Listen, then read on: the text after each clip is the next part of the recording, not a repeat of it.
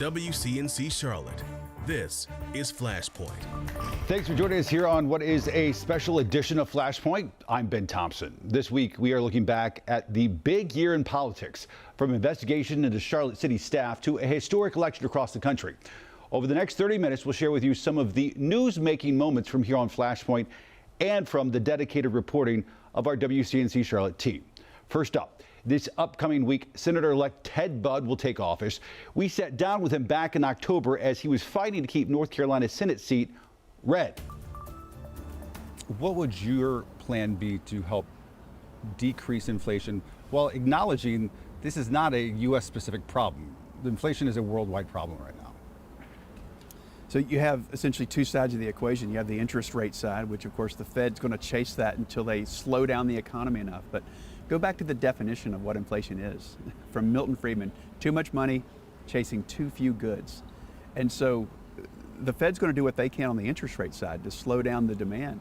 But you have to fix the supply side, and that's energy. A lot of that is the hostile environment that Joe Biden has created towards American energy production, including on day one, killing the Keystone Pipeline.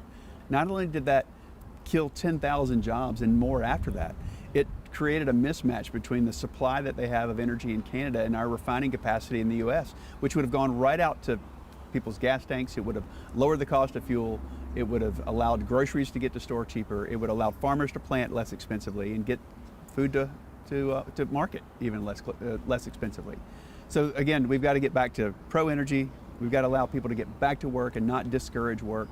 And then again, you can't over-regulate businesses like the Biden administration is doing, because it makes it hard on the small businesses out there, not so much as the big businesses, but the small businesses that are just trying to make ends meet. As a congressman, you co-sponsored a bill that would ban abortions nationwide after 15 weeks. I want to get some clarity here. What does your ideal abortion law look like? Well, if the Democrats are going to do something as extreme as the so-called Women's Health Protection Act, and don't be deceived by the name of that, that's the most radical abortion bill in history. So if they're going to do something federal, I'm going to counter that federally, such as the bill that you're referring to. But I'd much rather it be like what the Supreme Court said, that it needs to go back to the states. Any exceptions for life of mother, rape?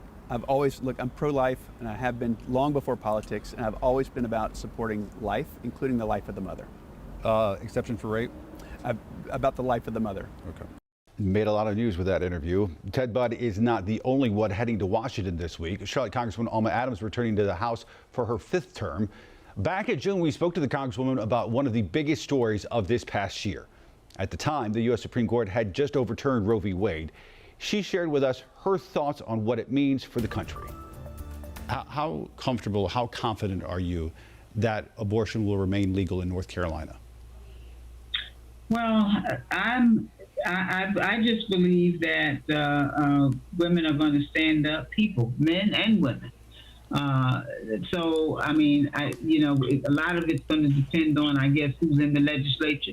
That's always the case. I tell folks you don't change policy until you change policymakers change their minds, or, we have another way of changing them. But I'm hoping that we will be able to appeal to our state and that it will still remain legal. But I think if people continue to speak out and speak up, that we get folks prepared for this fight, because it is going to be one. Hopefully we'll be able to maintain it. What's this mean for maternal health? You've come on this show talking about maternal health for years. What changed in the last week? Well, that means that Black and brown women are those who will be impacted the hardest, I believe. Those who live in rural areas, those who have lower incomes and can't afford to cross state lines for care, young people, LGBTQ people, and women in abusive relationships. But we know that we already have concerns about Black women and the fact that we're dying at higher rates in terms of giving birth, etc. This is going to exacerbate the problem. So I'm concerned about that as well.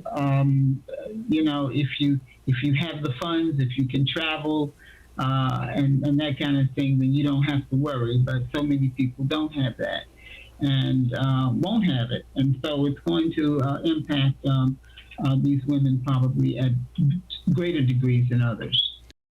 Again, the Congresswoman back in June of this past year. Well, this weekend, another interim superintendent getting ready to take charge of CMS after yet again another big shakeup throughout this year. You might remember back in April, the school board fired Ernest Winston and chose former Hugh Hadabaugh as a temporary replacement. As WCNC Charlotte's Shamaria Morrison explains, now it's time for another temporary leader to take over, and this time it's Crystal Hill. Hill will start in her role as interim superintendent on January 1st. I've always been laser focused on doing my very best in whatever role I was in, and that's what I plan to do today as I was named interim superintendent. There is a lot of work that needs to be done. Hill replaces current interim superintendent Hugh Hadabaugh. He's stepping down at the end of the month to take care of his sick father. He was supposed to serve through June of next year. Hill has worked closely with Hadabaugh and was hired under his tenure. She's been working really side by side with Dr. Hadabaugh to take the board's goals and guardrails and really operationalize them throughout the district. Before coming to CMS, Hill was at Cabarrus County Schools, where she was the assistant superintendent of curriculum and instruction. Now, when you look at her academic background and her resume, she brings a really strong skill set, but most importantly, what she's shown us in her work has just been a tremendous ability to take the vision and the values that we've put out there and carry them from the boardroom to the classroom. Hill says, like Hadabaugh, her job is to make the time between now and hiring a superintendent smoother. There's so much work that needs to be done. We'll be recommending our budget. There's a bond referendum, the comprehensive student assignment. Hill's contract will run through June 30th. She'll be paid about $21,000 each month. The district says it's still working to find a permanent superintendent. Shamaria Morrison, WCNC Charlotte.